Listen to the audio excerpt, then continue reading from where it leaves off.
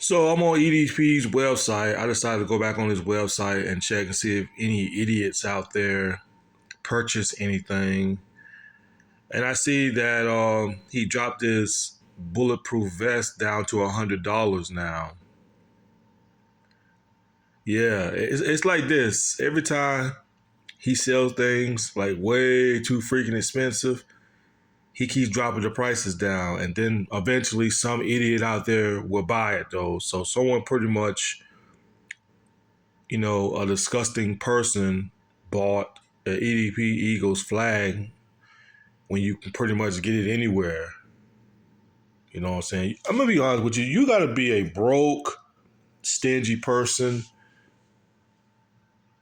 to even want to buy something used like EDP. I mean, really, you gotta be a broke human being.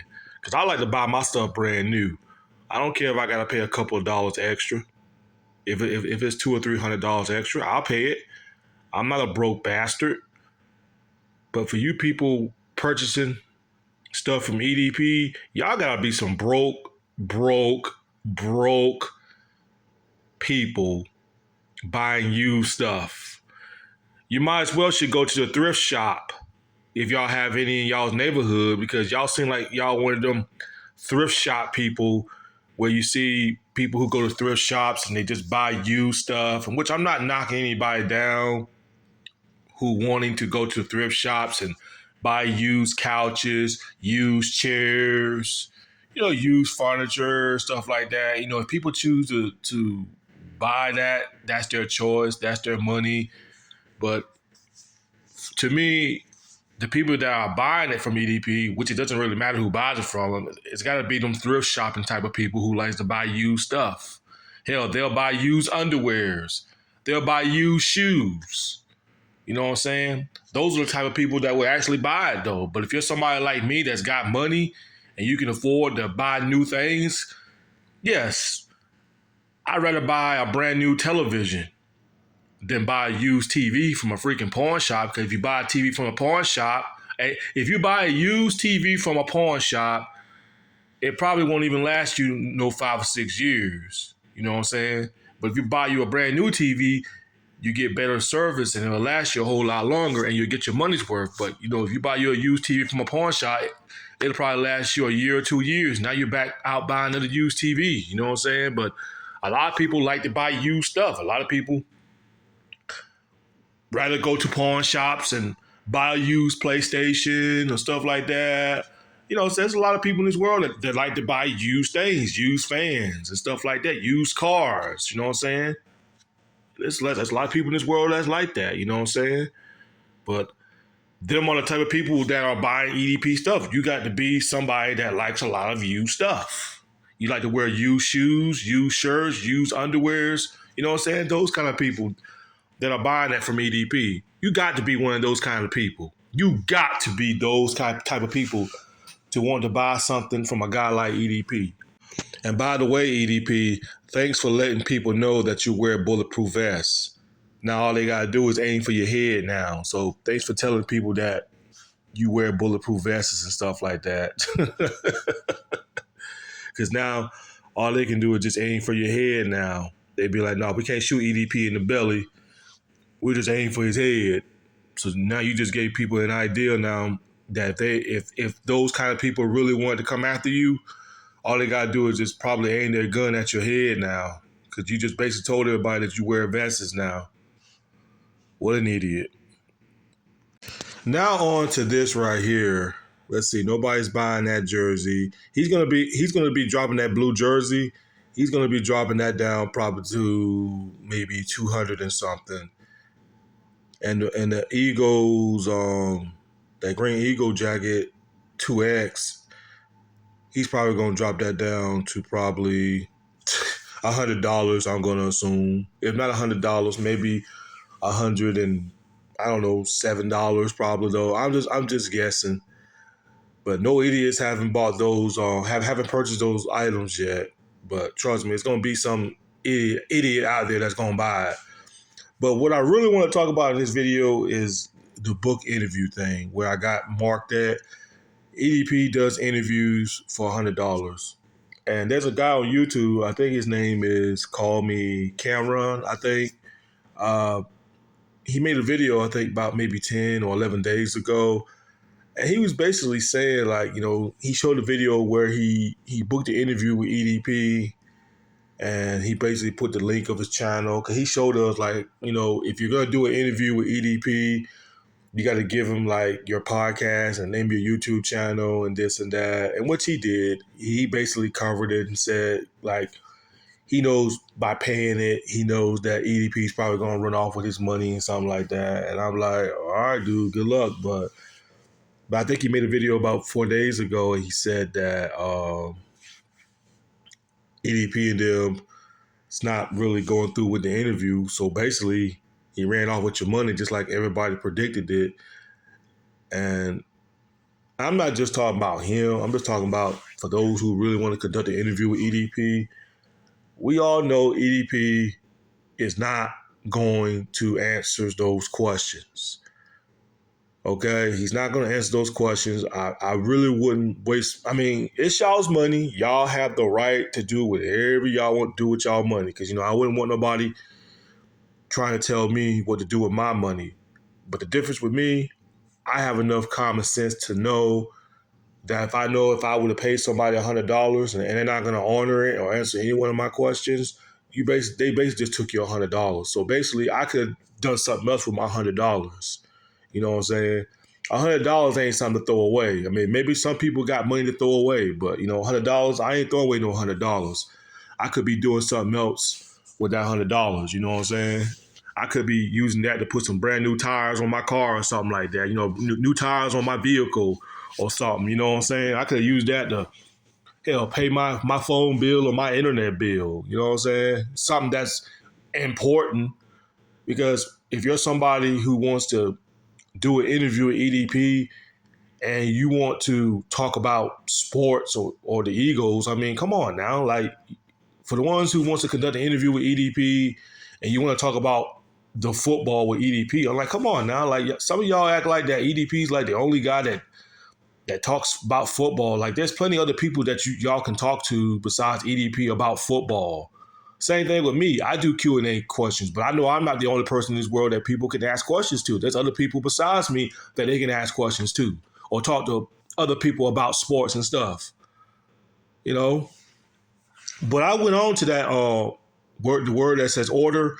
I went on to that, and you can basically kind of increase the price. Like, if you want to do a 2-hour interview, that's going to be $200. If you want to do a 3-hour interview, that's $300. Like, come on, dude. Like, ain't nobody going to be dumb enough to pay for that.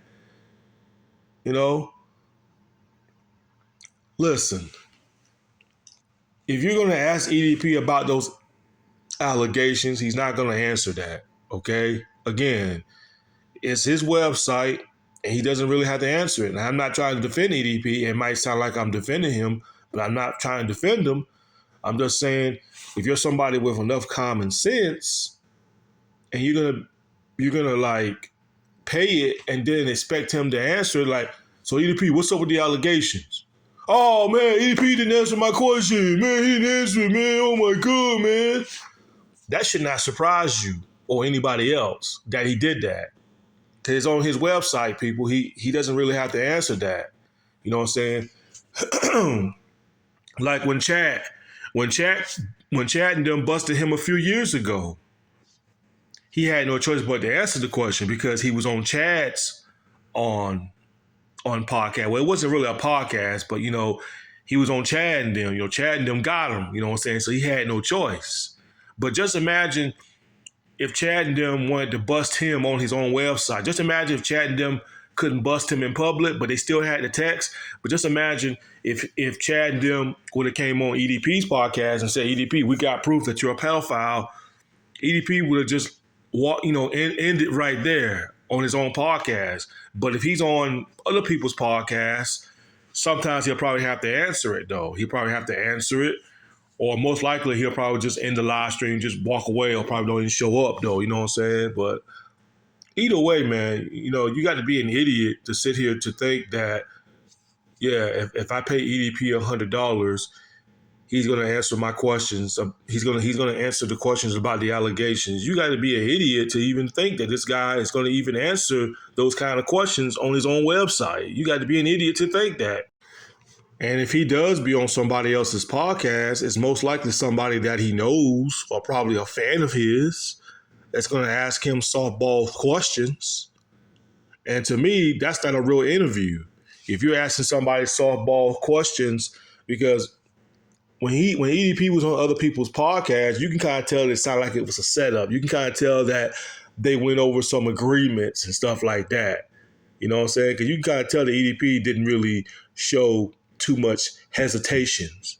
So, you know, when you see EDP talking to other people on their own podcasts about the allegations, he seems very calm about it, though. But if someone comes out of nowhere and asks him the questions about it, he'll feel very uncomfortable about it. So that's how I know that that's not a real fucking interview. The interviews that EDP has done with those other people, we know that was basically a setup.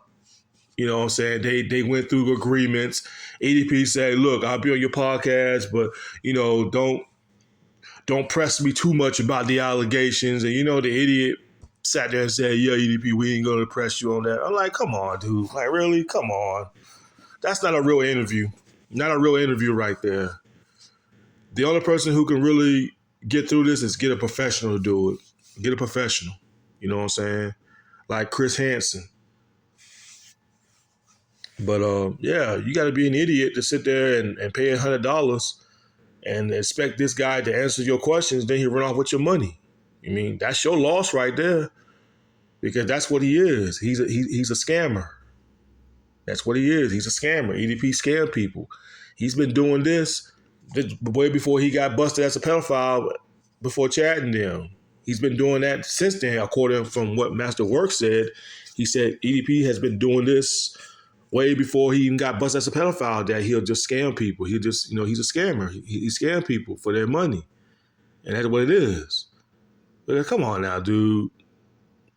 You think EDP is going to sit there and answer those questions for about 1 hour or 2 hours, 3 hours? He's not going to answer that, because he knows people are going to be recording him. He knows he's going to get recorded, and he knows people are going to make money off of him. So he already knows what time it is. So for those out there who wants to conduct an interview with EDP and saying like, yeah, I'm going to confront EDP about the allegation, you're wasting your money, okay? You're wasting your money. I mean, you could put $100 in there like an idiot, but best believe he's going to run off with your money. So you better call your credit card company or whatever like that and see if you can get your money back, because that's what I would do.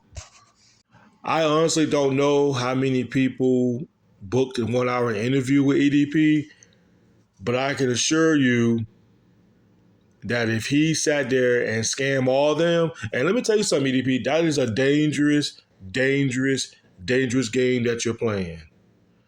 Because somebody could confront you, because you already made a video and you already said that you got people harassing you now, and people basically know who you are now, you know what I'm saying?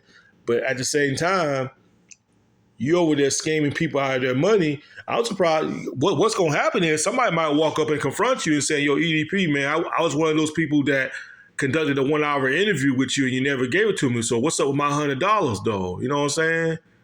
You know, so you better pray to God that you don't have none of those people, one of them crazy people that confronts you and saying, hey man, give me back my $100, bro. You took my $100. You know, I conducted an interview with you and you never gave it back to me. You stole my money. You know what I'm saying? As well as you know, EDP, hey, you better cut that out, bro. You better cut that out. You might think you're a mastermind of trying to hustle and fool people on the internet, but that's a dangerous game you're playing there, EDP. Scamming people out their money. So yeah, that's pretty much all I gotta say. Book this 1 hour interview if you want, but we all know this dude right here is not gonna honor it. He's not gonna honor it, so I don't know why people just being idiots and just conducting an interview with this guy. Hey, I want to talk to EDP about football. I want to talk to EDP about this. Like, good gracious, man. Like, you know, you want to talk to this dude about football? There's plenty of people in this world you can talk to football about besides EDP.